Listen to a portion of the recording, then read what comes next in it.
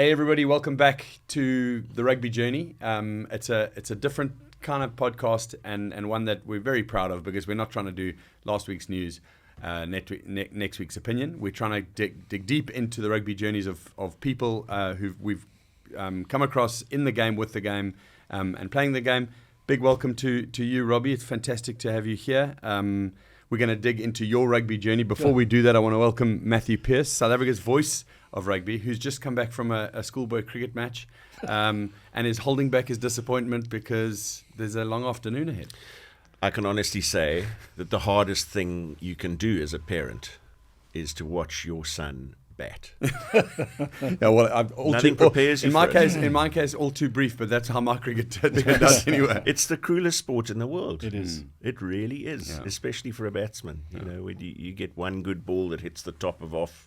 I heard Gary Kirsten So don't be a batter. Don't be a batter. I heard Gary Kirsten say that we're losing a lot of young cricketing kids to water polo because it takes an hour. Yeah. You know, cricket is. I mean, is it a declaration game or Declaration game. I mean, it's a hard sell. 9 hours to mum in the hot sun as opposed to 45 minutes of a water polo game. Okay, Flecky, we're going to dive a little bit into your rugby journey because that's what the show's about. You're a friend of not only the show, myself, Matt, Elixir, the brand. You've done some stuff with us, and they're putting it out there. Where the hell have you been?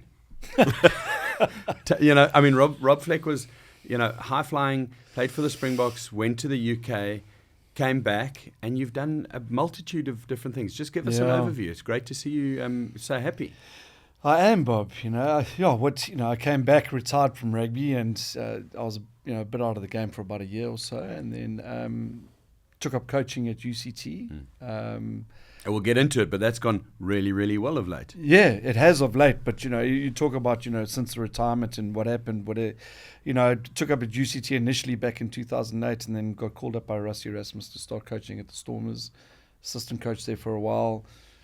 Developed into the head coach for 4 years, and then the rugby sort of journey came to an abrupt sort of end. Took a long break from the game, needed to. But there's viewers all over the world going, hold on, we need a bit more on that. A sort of end. What is that? Did you just decide bugger that? Bob, I was quite a long way in from Komaki every day at 6 in the morning. Look, I was 10 years as a player. Professional rugby player. No, it's long. Loved it. It's a long time. And then that was actually my 10th year. On my 4th year as the head coach of the Stormers, that was my 10th year in coaching. Okay. 6 years as an assistant, and then 4 years as a head coach. It's a decade. It's not a long time, And I was at that stage in my career where, look, the last 2 years hadn't done well, for the Stormers. After 2 very good years as the head coach, I was young. I mean, I was a young head coach. And when did you go grey in the assistant coach bit? Or the grey actually appeared silver fox. So the salt and pepper started as a player, and then the real sort of silver came through. There was peroxide there. Well, the combination, but don't tell anyone. Me. And it was time to stop. It was time for new ideas, a new journey, and that's exactly what I did. I took a break, a year off the game. Absolutely loved it. Tried different things. Tried to get into some business. Spend a bit more time with my family, and actually viewed the game through a different lens. Now I was a fan, I was a spectator, and funny enough, during that year-long break, I learned more about the game than I did as a coach, and because you've seen it through a different lens. And that's an amazing insight, eh? Yeah. Is that because there's less pressure, or is it because you're viewing it almost as a fan as well as?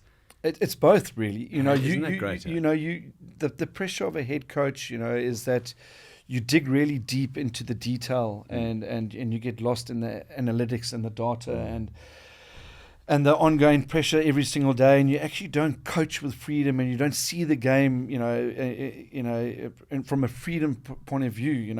As a player, I was free. I never, coaches could guide me, and I wasn't exactly, I wasn't not coachable, but I mean, I listened and I learned, but I always played it my way. But when I became a coach, you suddenly getting forced into these sort of directions that you need to coach this way, and you need to see the game this way.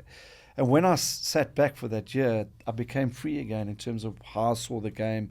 The real passion and love that I had for the game started to come back because I certainly lost that, in those final 2 years as Stormers head coach. So I found that passion for the game, and that's why we play it. We love playing rugby.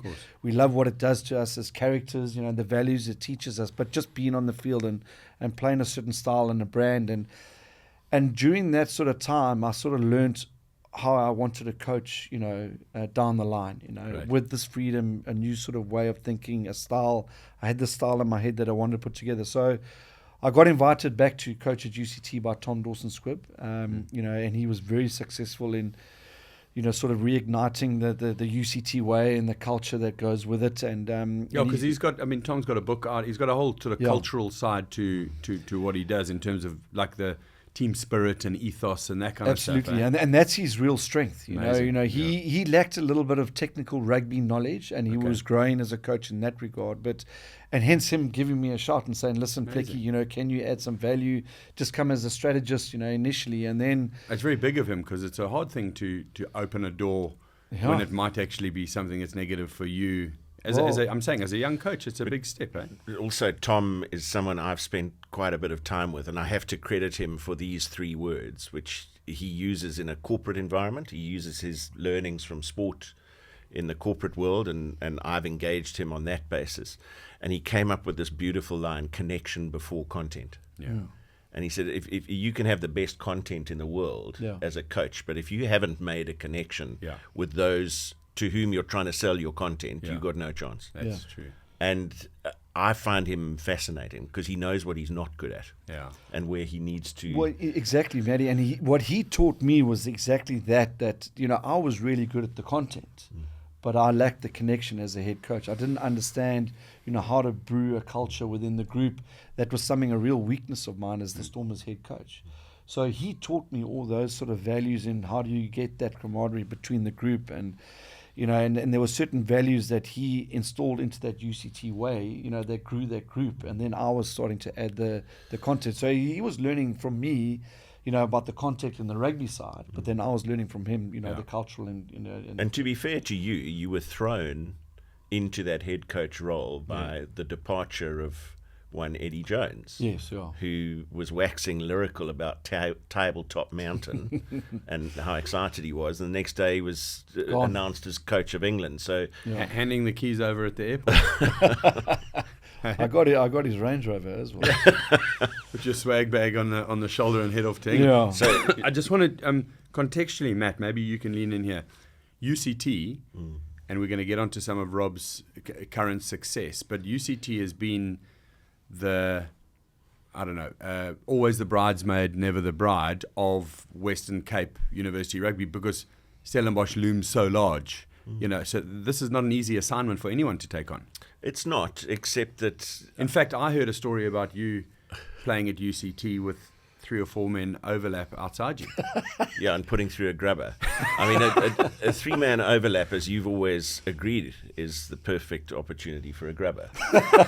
Because they're not expecting it. No, they're not. And your 3 players outside you have momentum on their side, and the defence is hanging back, unable to... Kids out there, this is not decide rugby. what to this do. Is So not put a how grubber to, in, which by Matthew bounces Pearce. up perfectly for your outside centre and your wing.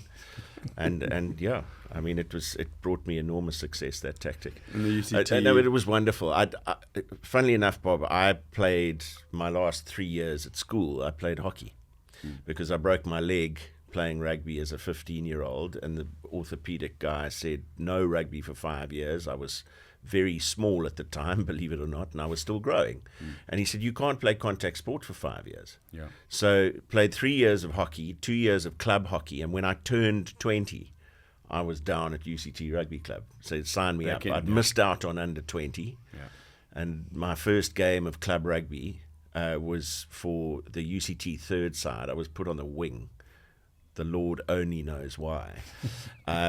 And I managed to give an inside pass to a try-scoring teammate, and the pal opponent picked me up by the back of my jersey and sort of put me back on my feet and said, nice pass. And I realized at that point, this is not really what I wanted to do. But I loved the camaraderie of the game. So I played 3 or 4 years at UCT, and special times, special memories. celebrating a 48-21 loss to Stellenbosch in an intervarsity game at Darnie Craven. We celebrated for the entire second team game, because to score 21 at Darnie Craven when you're the UCT third side playing against the Craven 15, which was loaded with Craven weak players, was an achievement. Well, we've and it's come a long way then, Rob, because I mean, let's talk a little bit more about that, about UCT and the re-emergence of them as a rugby strength. Yeah. So, Bob, that sort of re-emergence has happened over the last sort of 5 or 6 years. Greg Fury took over as the chairman. Tom Dawson-Squibb came in as the head coach. And, they rebuilt the culture and the values in and around UCT. UCT have always had a certain style, and there's a legacy and identity around that. What a running rugby is. Absolutely. I mean, And that's in itself is a real strength, because you don't have to reinvent, the wheel. That's what it is. But Tom spent a lot of time around, building the character of the group and the cultures and the values in and around it. We, under Tom's leadership, we made 3 finals in 4 years or something, but we just at the final hurdle, just couldn't get across. And it wasn't necessarily a technical thing. I mean, we're talking about 2 points, in each sort of final. And Tom, had given it his best shot, and he had spent, his entire life, creating this new sort of brand and feel around UCT, and it was time for him, in his own mind, to move on, and to greener. Anyway, so Greg Fury then offered me the opportunity to be the head coach, and reluctantly I took the job, initially, because I felt my time was done. My role under Tom was head strategist, head of the attack, and I was quite comfortable. I didn't have to have any relationships with the players. It was more so just adding in the technical knowledge, and that, which is the part that I love. Yeah. But I'd learned so much under Tom, in terms of connection with those players and connecting with the management and the group, that, I felt that maybe I could dip my toe back into coaching and head coaching. Best decision I ever made. All I had to do was just, didn't have to change too much, but just really re-emphasize the style, that the culture and the character was there, and the foundation was laid and the group was tight. But for us, it was really re-emphasizing that style that UCT is known for, and we really focused on that. And that's why I say to you in the beginning, I was watching rugby through a different lens, and there was freedom in that, and I could see the game in a different way. And that's really what we brought. We've got a feeling, a philosophy there that, these guys are not professional rugby players, but they would like to be professional, and they're students first and foremost. But they still got a girlfriend, a family to see. So 75% of the time, it's that. They need to be students. They need to be with their girlfriend. They need to be with their family. But the 25% that you dial in, and we borrowed that from Saracens. No problem. That's their philosophy. But when you're the 25% with us, you completely dial in. Yeah. And we then started to develop the style this way, and connecting everything to that. We got style, character, and athletic prep and performance, and those 3 things have to work together. And when you get them working together, regardless of the result, you start to get this unique brand. And we were able to create an environment where these players absolutely loved playing for UCT because of the style. And that's what you saw in the final against Marties. Well, let's just talk about the platform first, because, I'm aware we've got a global audience, and not everybody is a South African and just sort of knows Varsity Cup, etc. I mean, between the two of you, Varsity Cup was spirited out of nowhere by Francois Pinard and some willing sponsors, etc., and has become a conduit from our amazing school system through into what is, I suppose, our international club system, which is then a feeder into international. So just the background, Rob. I mean, the number of tiers and where how the games go, etc. Look, I put it this way, Bob. When Tony Brown, who's one of the most established coaches in international rugby, says in New Zealand and the rest of the world are missing a beat, that they don't have a Varsity Cup. Wow. It means a lot. Wow. It was originally started, Francois went overseas, he went to America, he saw the college, NFL system was working, Monday nights or Friday night lights or whatever the case may be, hugely successful, brought it here to South Africa, great concept, sponsors. And our tertiary education's basically, our tertiary, give me a better word, Matty, the tertiary education level can all buy in and be competitive in rugby and hockey and netball and all that kind of thing at a Varsity Cup level. So they're actually playing almost like provincial rugby, from the roots of where they play university, which is outstanding. The rest of the world, I promise you, hardly even knows this. No. Don't even know it goes on outside South Africa. So, Bob, initially there was a lot of, sort of up and coming professional players that were involved in Varsity Cup. Yeah. But the way it's structured now, they're purely focusing on the student. There are some, tier 1 junior players that get taken pathway players that get bottom, but that's actually going to sort of slowly phase out because they want it to be a student sort of but university. it doesn't matter though. You got Oxford versus Cambridge it fills out Twickenham. Why can we not do that on a weekly basis? And we do. We do exactly. But what it is doing, it's unearthing young coaches and young players. Yes. And Very it's powerful. and that's to Tony Brown's point. He's going, this competition is unearthing some of the best young rugby talent in South Africa. So a lot of the talent goes immediately into the pathway systems, the academies at the Stormers, Bulls, whatever the case may be, and which is great. That's the right way. And they've got their own sort of pathways how to become a Stormer or a Bull at the end of the day. But this competition creates another avenue to identify young talent. And there's exceptional talent in South Africa, as we all know. I mean, we have got the best, young talent around through our school system. But this university competition is creating another. Amazing. And it's the level of rugby is of a very high standard. And that's why Tony's going, guys, the rest of the world is missing something here. Because there's top-line coaches. Well, it's out there. But there's top-line coaches, top-line players playing in a university competition that professional teams and in particular, the late developer. Yes, because I think one of the things that the school system, and I might be vilified for saying this, I don't care. One of the things that this almost semi-professional school system does celebrates the early achiever. It does celebrate the early achiever, and you get put on a pathway, often from the age of 14 or sometimes younger. And one of the stories of 2025 that I loved, I mean, I consider myself to know the majority of what there is to know about our current set of Springboks or this generation. And I was asked to do Eben Etzebeth's book launch. So Locked Up, I think. No, not locked, Unlocked. And I was available in any good bookstore. I was fascinated to read something I didn't know about Eben Etzebeth, which is that in grade 10, which for those who are watching internationally is roughly the year you turn 16, he was at Tygerberg High School, which is not a recognized rugby school, and he played for the under-16 B team on the wing. Centre, Wing, he says, but 4 years later he played Test rugby for South Africa in the second row. Wow.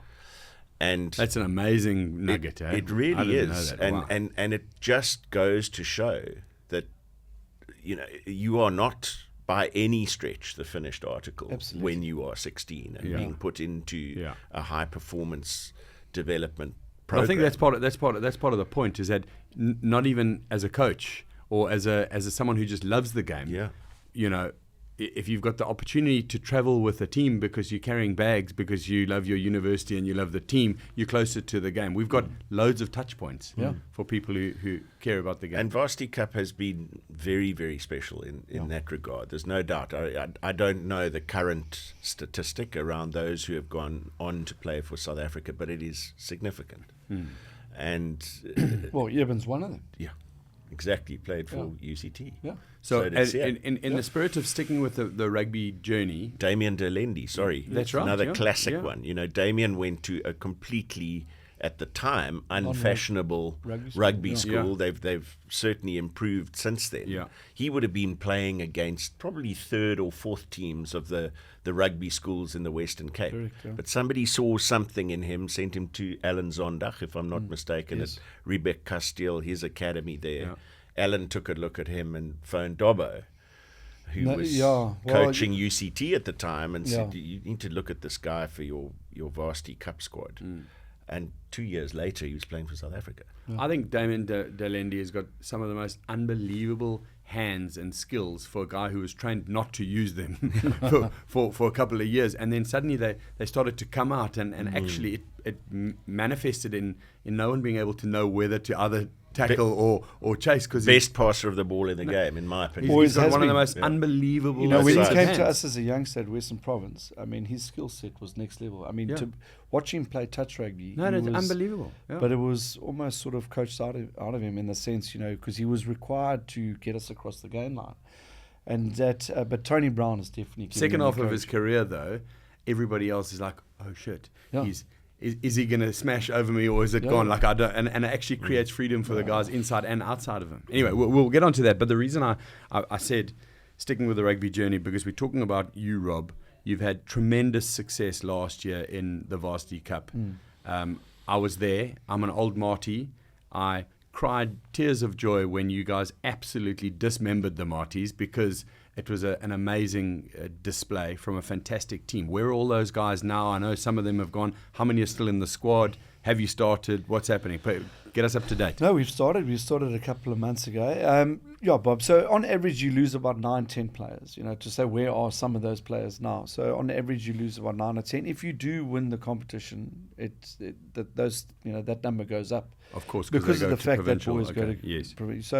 So we had Zach Porthen, who became a Springbok, this year. He was always contracted by the Stormers, and he was a Tier 1 pathway player coming through, and we were able to... Weinberg, Zach? Weinberg, head boy. Yeah.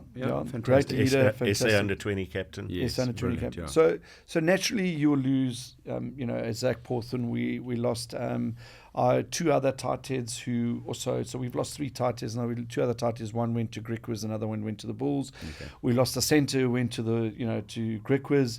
We lost Makaza, who landed up at the Cheetahs. I saw that. Yeah. Rassie, personally phoned me and said, "Listen, this guy is somebody can we work with?"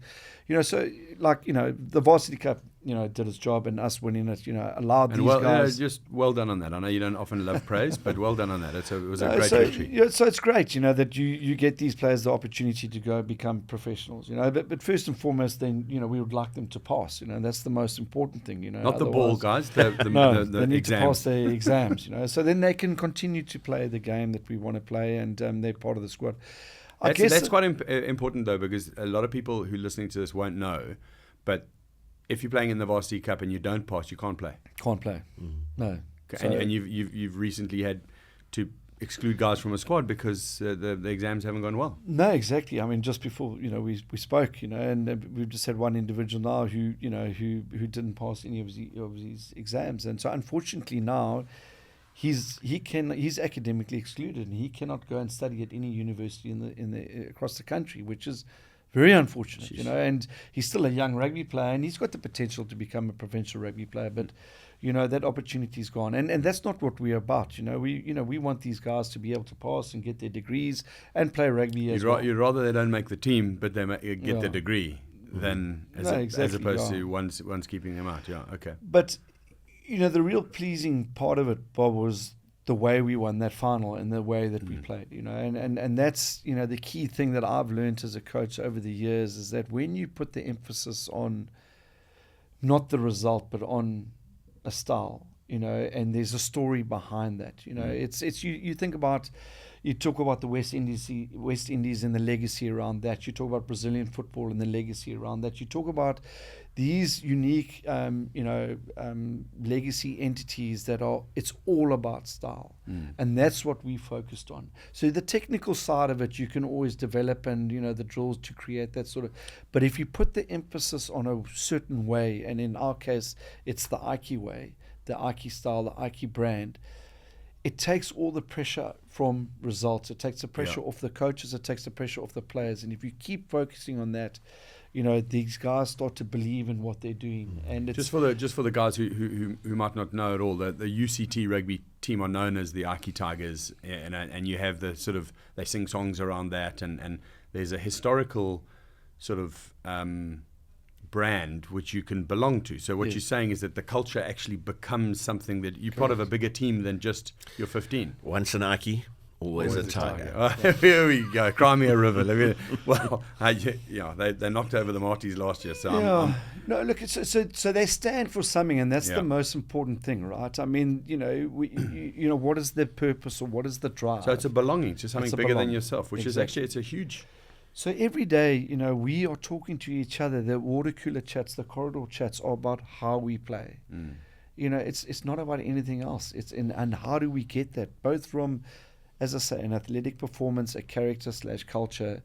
It's all geared to this style in this way. And that is the purpose, and we want to create a legacy at the club that over the next 100 years, because this was created way before us, we've just continued it, but put more emphasis.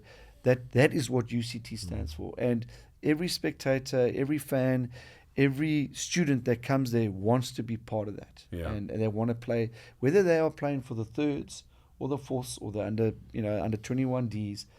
That's what we stand for. Want to be part of that, That's awesome, Rob. And we're going to dig deeper into a rugby journey now, because I know there's some director of rugby stuff that you've been doing and looking for coaches and helping with that. So I want to learn more about that. But because we got together to sort of review the year that's passed, I want to have a little a view maybe from Matt, because you were at the helm of most of the rugby matches. I know the end of year became a tourism outing for you, but anytime you're not commentating, I think that microphone's being wasted on someone else, as you know. And I enjoyed all of my time working with you.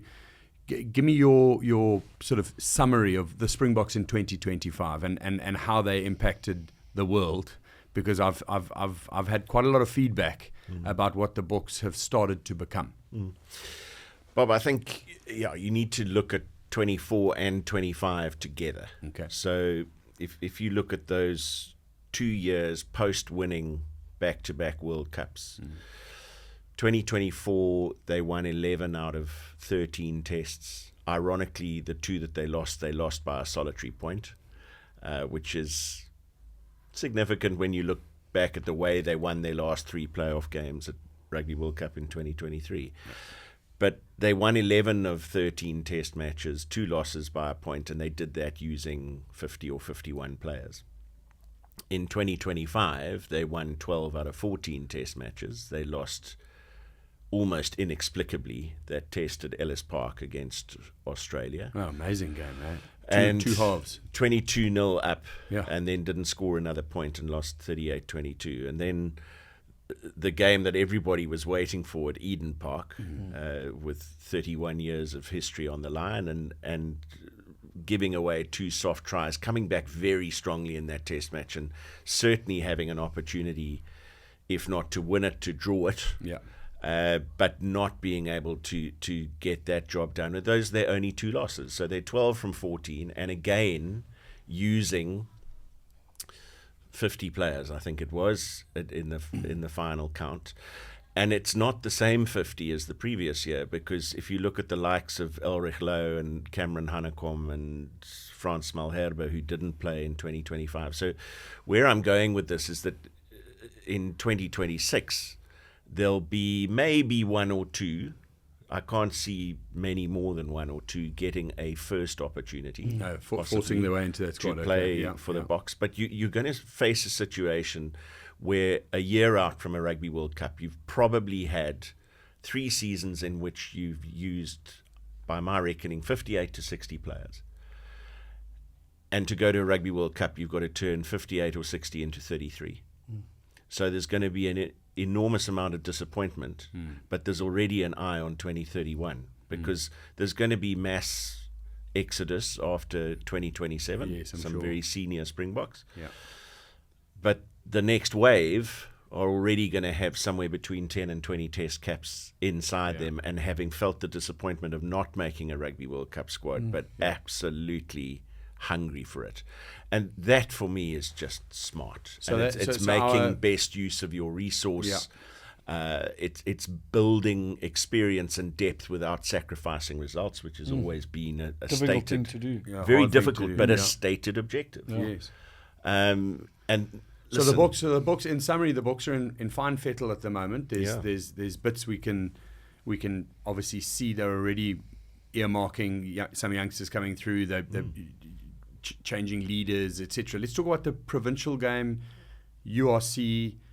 Where is World Rugby with South Africa's sort of, I call it reinsertion, because we've got back into World Rugby almost having done it on the back foot because we had to turn our season around because they refused to, if you know what I mean. And our players almost had 18 months of continuous playing, but now we've had one season where they've had a bit of a gap, and suddenly the table's looking very different. Look, I love the URC as a product. I really in the first year, everybody said, why we got the South Africans in because they're crap. Because we're languishing at the bottom of the table because we just come off Super Rugby and Test matches and our didn't understand it exactly. Yeah, but the first season we had 2 South African sides in the final. Yeah, but what came after that was tricky, and I love it as a competition. I think the Investec Champions Cup or the EPCR competitions have still got a way to go. I think there's a bit of solving that needs to be done there. Controversial question here. If you just had a magic wand, like I sit on my patio thinking rugby with a cold beer and like a whiteboard, if a sort of metaphorical whiteboard, I would try and find a way to not have as many cluttered competitions and have something like a Champions Cup become the end point of a season when everybody else has won their local things. Is that not possible? You would think that it is possible. I think having them concurrently is tricky, and it's logistics more than anything. There are a lot of South African side and indeed French and English. It's also we go to a club rugby match in the UK and they go, "Why have the Stormers left all the stars behind?" And we go, "Well, they've got 4 more games against the biggest teams in the world, and they've got a game next week." Yeah, that's what I mean. They're playing Leinster next week, so no, actually we're going to rest. So logistically, it is tricky. And I don't know what the solve is for that, to be brutally honest. And you don't have to look too far on the internet to find grumpy French people and English people about the fact that we've sort of hijacked this wonderful European competition and we simply don't belong.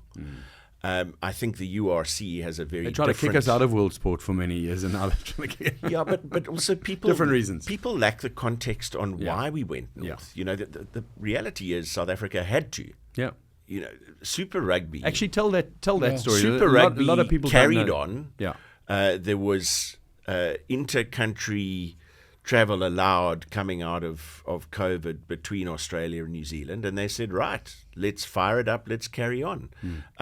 But South Africans were not allowed into either country. Yeah. So suddenly there was nowhere to play. And we were left with no choice really but to go north. And despite all the moaning from the north, you look at the viewership figures, and you look at the viewership figures of Super Rugby with South African teams, without South African teams, and you see the significance of the audience that South African fans bring to whatever competition their teams are participating in. I saw a number between French football and French rugby the other day. There's 1 million more viewers watched the French-South Africa test match than watched France. I think they played Germany or Denmark, I can't remember, on a test match on the same weekend, and 1 million more people watched the rugby test match on Canal Plus. So we certainly bring eyeballs as a rugby playing country because we have a passionate fan base. Probably best to avoid some of the interactions between South Africans and Irish people on social media. But generally speaking, there's a real passion which converts into eyeballs, which ultimately converts into money. Well, I'm not here for bites and digging into people just for a reason. I've got an Irish passport. My lovely mama Lana is from Carlingford in County Louth. Okay, I'm card carrying, half Irish. I think the Irish have been the biggest arseholes in world rugby for a long time now because of the South African interaction with them. It used to be, hey, come on in, have a Guinness. Who cares who wins? We'll have a hug and rugby's the best. Now it's like, well, as long as we win against you. I mean, that's a really difficult thing to embrace when you've always gone to Ireland and had a fun time, and now it's very antsy against us or at us, which I don't know if you guys have felt it or seen it. Of course I felt it. I mean, before we started recording this, Rob and I were bantering about what was the biggest test match of 2025. I would argue that it was Ireland in Dublin. I know we had the 2 in New Zealand, but we had recent success against New Zealand. Yeah. The reality is we hadn't won against in Dublin Ireland in Dublin for a decade. For a long time. Yeah. We lost to them at the Rugby World Cup. Yeah. And then the 2-test series in 2024 in Pretoria and Durban was drawn 1-1, and there was this absolute. But we'd had good success against New Zealand. It was difficult. So this was a test match that had to be won, and as it turned out, we all think they inflicted some psychological scars there as well. With the physicality of the performance, it was completely dominant. Far too few yellow cards. Careful. Listen, for any of the Irish people listening, we love you dearly, but it is a bit of healthy banter, and it's definitely had an edge to it. I have to say that, and that's an honesty call on my And just point. one quick thing about the URC as well. You talk to coaches of the Welsh, Irish, Scottish, Italian sides. They absolutely love a 2-week tour. Oh, yeah, to South Africa. Oh, 2-week tour to South Africa has been game-changing for them on many fronts. Their travel was one night away, maximum 2. Now they get 2 weeks as a group. Yeah, where they can bond and they can learn more about each other. And also, if you get the timings right, you can do a couple of extra days or whatever it is. You go back to enjoy. We were lucky enough, Rob. I mean, we used to have 6 and 7 week trips to New Zealand. I love New Zealand. I love Australia. But touring, we had great times there. You're not cooped up in a hotel going, we've got only one night and then tomorrow we play and then we're back home. There's a 3-day break, and you go and see the place. But maybe sometimes a bit too much. Dick Muir used to say, famously, if you could have a tour with terrible results, but he would say, there is no such thing as a bad tour. Look, on the coaching side of that as well, Matt, is that these coaches are getting exposed to coaching against South African coaches and South African teams. And they will learn so much from that prep. But on that note, like this year, big moments, coaches who you've seen coming through and suddenly staking their claim on team who weren't there before. Has that come because of the tournament and the edginess of some of those big games? We've seen guys go from club to international to maybe Lions or something bigger than that. But now there's coaches are moving around a little bit. We've seen that the Bath was off the bottom end of the table, and now suddenly the resurgence there, and people are saying that that was the best thing we ever did, was nicking Van Kraan from Munster. Munster, he didn't work with us. It's quite there's a lot going on, if you know what I mean. Yeah, but so the point that I'm trying to make, Bob, is that South Africans in any competition is a very healthy thing, from a rugby point of view. Okay. Super Rugby is missing playing against the South African players and coaching against. A lot of ex-players have said that, eh? Yeah, absolutely. Yeah. And the product has declined in Super Rugby. The URC, as you say, has gone up. The Champions Cup or Champions League is going to improve once we understand that and how we play in that competition. But the URC is benefiting, and international rugby is benefiting from the fact that South Africans are in that competition. Yeah. And you're coaching against South African coaches who have a different mindset to the way that they think about the game. Very, very. What Van Kraan did, he brought in a completely different angle to Bath Rugby. I came from Bath.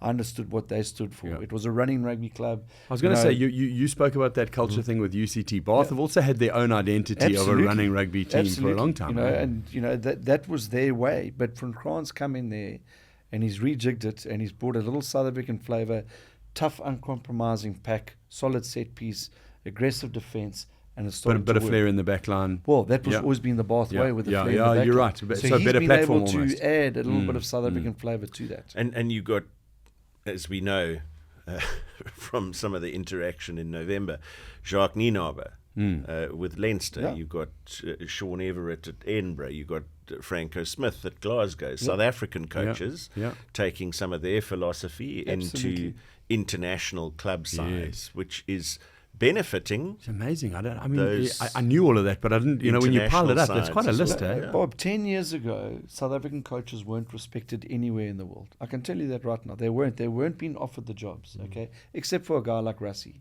Well, there were a few bullshit artists out there, because every tour I went on, some guy, oh no, we've got a guy who used to coach the Springboks, and he's had our little team here in Italy, and it was actually someone with no CV. But they're also going, well, we don't want to play the South African way, we don't have those type of players, but they haven't really respected, the astute coaching that comes with the South African coaches these Cornel days. van Zyl, another one. But there are so many, they're countless, and they're adding huge value to world rugby.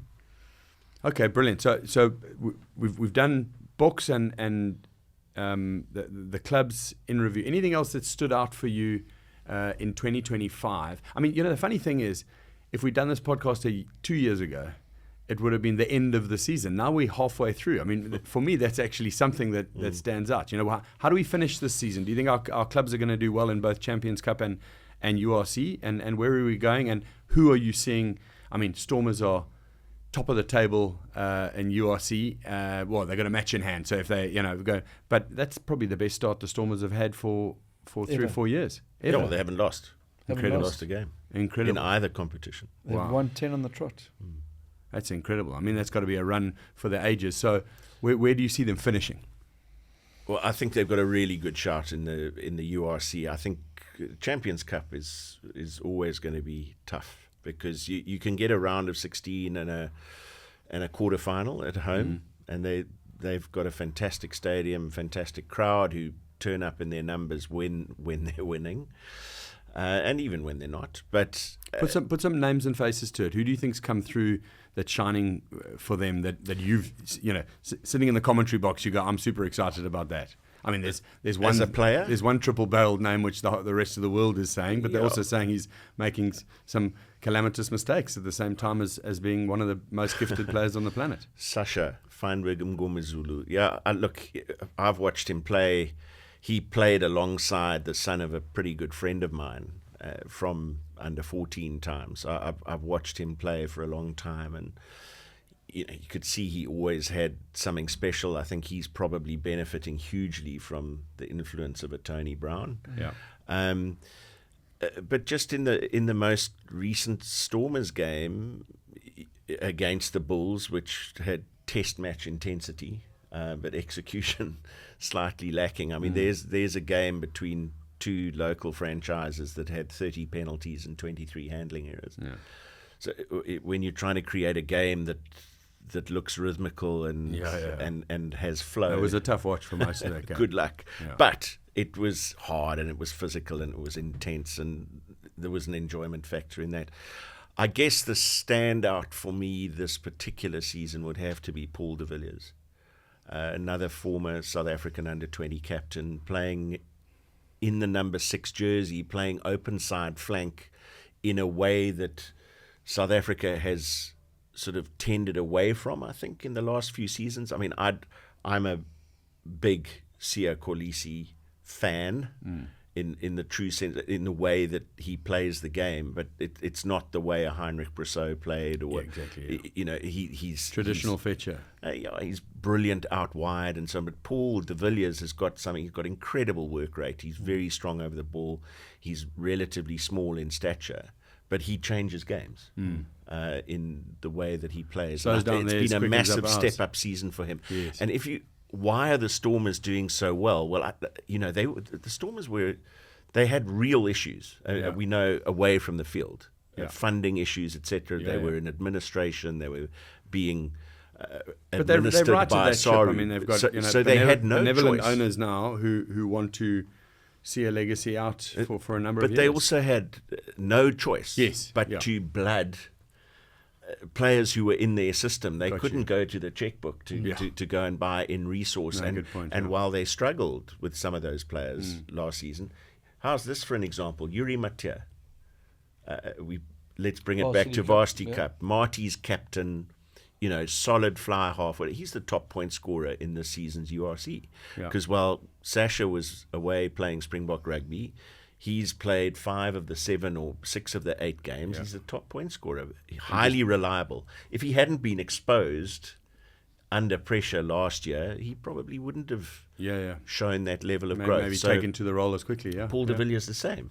He's gone to another level this year because he was thrown in the deep end, had to get on with it. So, there's a lot of locals in the Stormers setup. And then you look at the Sharks and the Vodacom Bulls and the Lions. You know, the Lions have scored some fantastic wins against the Sharks away, the Bulls away. Again, with not it was a very tight match against the Stormers as well. Not a squad laden with superstars. No, whereas, you know, the Bulls went on the field with 11 Springboks in their starting lineup, 3 on the bench. The Sharks, we've seen them, and that's hard to build a culture when some of your most expensive and most experienced players are in and out. Well, I was going to say they're not there in the crunch time for you. Okay, but I want to talk to one little point on the field, because I felt that the end of year tour last, let's call it the whole of November. I know it's spilt either side because of the test match window or whatever it was. Where did those referees come from? and where did that sudden huge impact from the man in the middle, just creep into the game? Because the first 4 test matches all had both a red card and either 1 or 2 yellow cards. Not only ours. I'm talking about, so there's not a South African moaning about the Springboks. It's got nothing to do with it. I'm talking about all those matches. For me, it felt that the 16th man seemed to be the most important, as opposed to, or whatever you want to call it. Yeah, it's not so much the man in the middle as the man in front of the TV screen. Well, there you go. Yeah, that's what I was going to say as well. It's VAR, It's an extraordinarily difficult sport to referee now. Yeah, I wouldn't wish it on my worst enemy, because you've got so much to look at in lightning speed, and then you've got in front of a crowd of 50, 60, 70,000 people in super slow-mo, things being slowed down, and too much power to the man in the bunker, and unfortunately that's going to ruin it. It's there has to be a little bit of human error in terms of refereeing. It has to be allowed. As you say, the game is incredibly fast. There's so many different laws, changes and adaptations. But certainly, refereeing mistakes have been part of the game forever. And allow that to happen. If we're going to become a game that no referee can make an error, that's not a game of rugby. It's part and parcel of it. But the bunker has too much to say. But the balancing act here is the requirement of world rugby to look at player safety, and balancing that with. It's a hard sell though, Matt, because it is. I'm agreeing with that, but week in and week out, we're watching some guy knock someone's head off in the UFC, and everyone's going, "Hey, what a spectacle!" and that's amazing. And then some guy slightly mistimes a tackle and hits someone on it with a shoulder at the bottom of the chin, and everyone's going, "Well, the guy needs to be locked up." And I'm going to throw something else in here. They've gone to this mouthguard technology. Yeah. Which, by the way, is amazing. I mean, it's in concept. That it could be monitored, etc. So, if you look at those November tests, which you're talking about, Loet de Jager in the French test, before he got sent off, sort of 15, 16 minutes in, he got called by the match doctor for an HIA. His mouthguard pinged. A week later against Italy, Gerard Steenekamp had come on as a replacement loose head, and South Africa was scrumming well. He got a mouthguard ping. But the 2 guys who supposedly got clobbered on the head so hard that the box got 2 red cards. Their mouthguards didn't agree. Their mouthguards didn't ping. So how reliable is that technology when Loet de Jager walks off the field? That's what I said, in concept. But if it's not working, I heard one story, I don't know if it's true, about a fly half taking a kick and putting his mouthguard in his sock, as they often do, and then forgetting to put it back in, took a tackle around the legs. You're off, mate, HIA. I suppose that we know where they're trying to get to. Obviously, player safety hugely important, etc. And it's a wonderful game, but it's a full contact game. It is, and I love it. But I also don't want to be an old angry man in a couch going, make it harder, etc. Because in my day, all that bullshit. You've also got to get in there and say it's a full contact sport. So either play it or don't play it. There's got to be a decision make where you open the gate and you get in and you deal with the consequences. You know what I mean? And we're making it as safe as possible. Yeah, you know what I mean. Our mate John Smith is quite vocal about this. He says, "Listen, I totally knew the risks. Yeah, and I accepted them. He also did the Absa Cape Epic, so he knew the risks, and he's put himself through it anyway. Guys, we're winding up. Before we go, Rob, just ending up your journey. We've spoken quite a lot about the schools in South Africa, this amazing sort of upwelling of talent that we've seen in this part of the world. I know you've been involved in looking for and then being part of a search for a director of rugby at Bishops. This is one of the oldest rugby school in the country, I still think. Is that right? Diocesan College, and Sachs, commonly known as Bishops, but those two, I think, were the first schools which played this game. Yeah. You're involved in it now, director. Tell us a little bit about the director of rugby role and what does it entail? Are you seeing other schools? Are you seeing the international schools that are coming in? Because every time I go to the airport, I see about 50 teams coming to visit in South Africa. Yeah, Bob. So, I took on the role as director of rugby, where Bishop's traditionally been a top rugby school in the country, and again they've got a brand and identity that they live by, and a legacy that they've got. You mentioned it was the first schoolboy game actually played, and I think it was between Sachs and Bishops, and the Springbok jersey actually comes from the old boys jersey of Bishops. Oh, really? So it was taken. It was the first Springbok jersey taken. But look, it's a role where I feel that there's a lot of value to add, and it's got a lot of purpose behind it, and it's involving other schools. Obviously, and we are almost on a rebuilding sort of phase in terms of getting rugby back and up where it was back in the day. We're playing in probably the hardest schoolboy, rugby competition in the world in terms of the Western Cape. You're playing against, these unbelievable rugby schools in Poljum and Polruus and Pol Boys, and we'll put it up as part of this. But I mean, we're getting between 15 and 20,000 people coming to watch some of the big derby games. The inter-schools between Pol Boys and Poljum is exactly that. So it's massive. Schoolboy rugby is absolutely not just in the Western Cape; it's huge in South Africa. And so part of this sort of journey is to, like you say, is to engage with other schools, and engage with the UK schools specifically. This year, we're actually hosting 3 sides from Australia. Oh, We've amazing. got 2 sides from the UK. When's that? Just throughout the season? Throughout the season. Okay. And, so our sort of journey is that, Bishops is a private school. They sort of match themselves against the likes of Hilton and Michael House, St Andrews. That's where they sort of fit.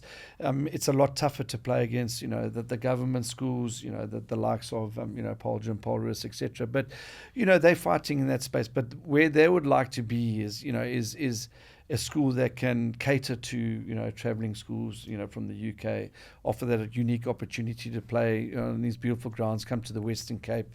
Go to the DHL Stormers Stadium, come see what South Africa is all about, visit Cape Town. So it's, and we certainly open our arms up, to those sort of travelling teams. But in terms of what our sort of purpose is, is that we just want to, remain true to our legacy, and we want to be able to play a brand of rugby that, that we can be proud of. And but again, schoolboy rugby is massive in this country, and we encourage any sort of, overseas team to come visit, play, test yourselves against some of the best sides in schoolboy rugby in the world. Pol Boys are probably the top school in South Africa at the moment. And, it's amazing what that setup is. It's almost uniquely full-blown professionalism. It's a full-on academy. Those boys are, they're in pre-season already. They don't worry too much about a summer sport. They've already been on a tour last year at the end of the calendar to go to Grey PE and had a few chuckers being played. So it's crazy where schoolboy rugby is going. And they say that there's R1 billion floating in and around, schoolboy rugby at the moment. Wow. Whether that's through, sponsors and the amount of money that's been invested into it. Call it, 500 million rand. It's a lot of money. So, but that is part, of South Africa's success, is that, that we've been able to tap into this unique, schoolboy system, and Rassie and the powers that be at South African Rugby have been able to, create these pathways and these opportunities for these players from all schools. You spoke about the Delenders in Milnerton, the Etzebeths who went to Edgemead, whatever. Now you're getting, these Tigerbirds, you're getting these other schools that are producing these uniquely talented players. The Chesney Colbys, it's the Orances. Where did these guys? That didn't come from just Paul Roos or.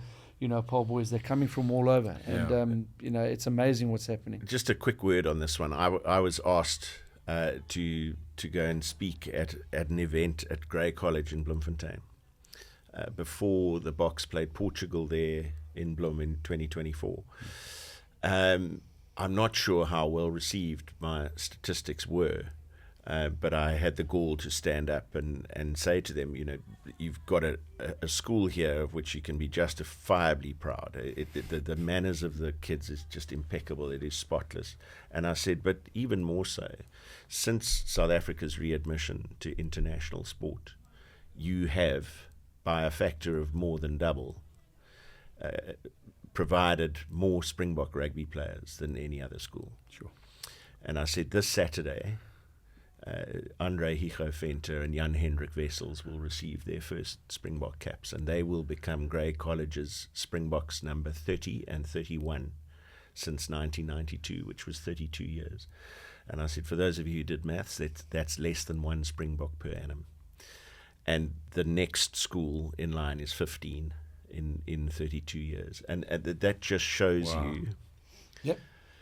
How small the margins and how small the window of opportunity is at the elite level of the game. Hyper elite, exactly. They're the best of the best. Elite. Right? And even if you bring that down, I mean, around South Africa on a Saturday, I would think that it's somewhere in the region of 1.5% to 2% of the under 18 boys playing rugby on a Saturday will have an opportunity at Varsity Cup or above. Oh, yeah. And it's a scary thought. Because when you look at the dedication... I'll actually do it for the show, but someone showed me a stat about the number of people that played in Craven Week, which were, at that stage was under 19 provincial, and then made the SA Schools team or the SA Schools Academy team, who actually went on and played for South Africa, was like 7%. that would be surprisingly high to me, to be honest. Well, there you go. So, and when you look at the levels of commitment and dedication being shown by coaches and players and family members. A lot of people sacrificing. Yeah. Well, it's because we're all on a rugby journey. So I want to say a big thank you, Matt, to you for joining us. I know you join us on and off when you're available and not watching cricket, and doing what you do in the daytime. And we're gonna get you into a role a bit like Rob now, where we get into the super nuts, if you want, of everything that happens in your life. But thank you to you for joining us and for your always sage view on where we are in a rugby and sporting context, and deeply appreciated. And Flecky, fantastic to have you on the show. Well done with all the amazing success off the field. I mean, I think the one thing to remember here is every individual's on a journey, and yours seems to have taken fantastic sort of swerves left and right of great things that you're just talking with joy and a sort of ebullient enthusiasm in your voice of what you've been part of, without even having to say how much you've achieved, because I know you've overachieved in those spaces. So congratulations, and thank you for joining us. We usually finish a show like this, and I know we reviewed a bit of 2025 and the season is carrying on, but we talk about like power rankings and who's where, and usually you can all say team of the year, coach of the year, player of the year, etc., but that's all gone and somebody else has chosen it. So we're going to do 3 different ones, and I want you guys to help me on that. They are the moments of the year. One is the don't start that again moment of the year. So have a bit of a think about that, because I think it could be something to do with officials and brandishing cards. I don't know. The middle one is the villain of the year, mainly in jest, but rugby's had a few villains. And then one to watch for 2026. And take them in your order, Matt. Let's go with that don't start that again moment of the year. Is there anything happening in rugby that you would say, oh my God, do not start that again right now? I guess the most disappointing thing for me, and it's maybe don't start that again because it's happened, and it can't start again. But the World Cup draw. Oh, there you go. It's just frustrating. Great call. Frustrating and difficult. You have world rankings. Why do you have world rankings when there was literally no difference in being ranked number 1 to number 6 in the world when they did the World Cup draw for 2027? Australia were as host nation in Pool A. And you've got a situation now where, based on World Rugby's own rankings, the number 1 and number 2 ranked side in the world, and with respect, I can't see that changing much between now and the World Cup, that ranking. I think England may come up a notch or two, but as we stand at the moment, the draw says that if those 2 teams win their respective pools, they meet in a quarterfinal of the World Cup. Yeah. Okay. Well, we're not going to start that again. But you're 100% right. Again, please. Can we get a better World Cup draw? Are you happy to agree with that, or I can't better that at all. 100% agreement. I would say what you can start again is long touring. Well, there we go. The All Blacks, rugby's greatest rivalry, coming here. Rugby's greatest rivalry next year. 4 tests, except one of them is. How long have we waited for something like this? Yeah. 3 in South Africa, and 1 at a TBC. Well. Exactly. Have you heard something I haven't? I might have heard something that you haven't. I've heard a few things. But I've chalked them off one by one, and I'm waiting for the for the final. Well, if what I've heard is right, then it might be that we've got to dress up quite warm and head to somewhere just above America, but I don't know, and that's Greenland. Please no, please don't go there. No, exactly. Okay, but that's a very good call, Robert. What an amazing trip. The All Blacks are going to be playing against the provincial teams. They're going to be playing against the Springboks 3 times in a row in this country, and I know for a fact that the swathes of people who've been waiting to visit South Africa from New Zealand and around the world that are All Blacks and Springbok fans have said, actually, that flicks my button, I'm in. So you are welcome. Come and join us. See us in South Africa. We will host you graciously, maybe not for the 80 minutes of the actual test match, but every other wine farm, pub, deli, place to visit, beautiful spot in South Africa welcomes you with open arms, and we absolutely can't wait for that. That's a brilliant one. Okay, so villain of the year. I do feel sorry for Eben because he was made out to be villain of the year because of the incident, and he's been punished. It's sad not to have him playing at the moment. There was a hell of a lot of hubbub around it at the time. I've got my own opinion on the incident, and I certainly don't think he was trying to maim anybody. But the standards and the nature of World Rugby stepped in. Anything that stood out for you? Well, I'm going to go with probably a popular choice for anyone who's not English, and I don't necessarily think he's a villain. Okay, but Henry Pollock has positioned. I think he's great. He's positioned himself, rightly or wrongly, as a villain to anyone who's not wearing a white jersey in the stands. Yeah. But you also see the acceptance of a lot of people. I mean, we need characters like this in the game. The game needs it. And as you've said, he can back it up. With his play. He's a proper player. But think about the test match in Johannesburg on the 4th of July. Oof. South Africa against England. There have been numerous articles written in English newspapers that England, after the Quilter Nations series... Best team in the world. Congrats. Well, the best front row in the world. Which... It's quite a big caller. Extraordinary, actually. So let's see. Yeah. Let's see. And I there know we go. It's a nice one. I like it because because there's been this aura created around this very talented young player. He was nominated for Breakthrough Player of the Year. Yeah. By the way, I thought Fabian Holland was a great call on that. Ethan Hooker was also nominated, and he had a phenomenal season. But Fabian Holland, what a story! Yeah, amazing. Born story, in Holland, moves to New Zealand, I mean, he's backed it up with some proper performances at test level. So okay, but so you've got Pollock. Rob, have you got a different villain? I guess I'd go back to the Eben situation and not so much about Eben, but the disciplinary committees that are dishing out what's being dished out.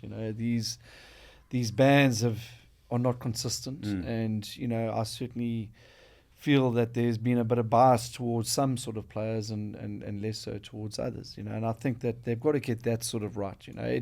It doesn't help that they're sending out different messages all the time in terms of how they sanction players. It's got to be a little bit more consistent. Do you remember when Skulk got in trouble in the Lions tour, you know, and a lot of people have actually, you know, dredged that up and said, "Oh, have a look at this. South Africans are always doing it." And I said to him, it's very clear that he's helping the guy change his contact lens. So I got booed off the stage at a lunch we were doing because they didn't take it in the context that it was you know, in the guys it was meant. But I mean, I agree with you that there hasn't been consistency. Okay, so let's keep that there as villain. One to watch for 2026. This can be as broad as you want. I'm going to start with my one. The one to watch for 2026 for me is who comes out the other end of the Nations Cup as the first champion of this brand new tournament, which I think for one of the first times has actually brought World Rugby together in fixtures and accumulation of points and a whole bunch of things, which I'm quite excited about. Yeah, and it needs to work. Yes, because don't forget it's a football World Cup year. Yeah, so rugby's taken a bold new direction. Yeah.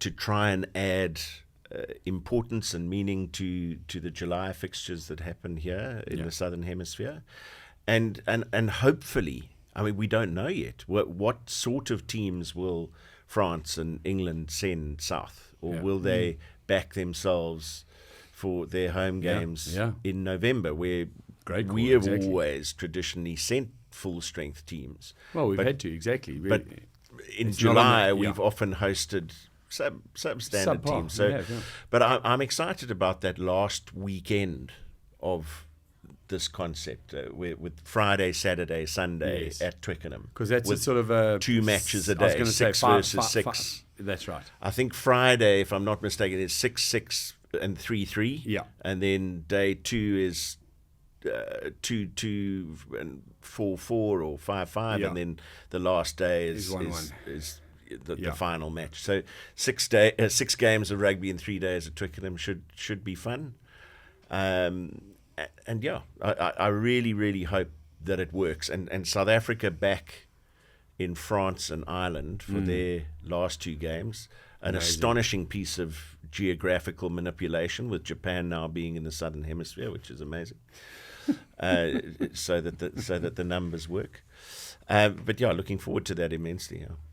Rob, I'm gonna place one on you. One to watch for 2026 is for me all the good luck for you for the Varsity Cup to make it back to back. I hope that season goes really, really well, and the rest of the world, you know, dial in when you can. Varsity Cup here is available, and you know, teams around the world get an opportunity to see some of the best young players coming through. So well done, good luck for that, and that'll be the one we're watching you in. Thanks. No pressure.